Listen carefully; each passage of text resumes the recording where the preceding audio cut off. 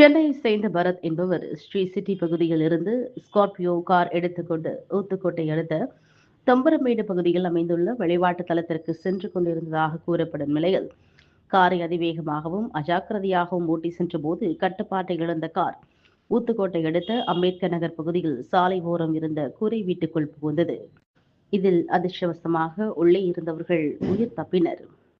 இதுகுறித்து ஊத்துக்கோட்டை காவல்துறையினர் காரை ஓட்டி வந்த சென்னையை சேர்ந்த நபரை கைது செய்து உடனிருந்தவரையும் கைது செய்து 3 பேரை ஒரே இருசக்கர வாகனத்தில் காவல் நிலையத்திற்கு அழைத்து சென்றனர்.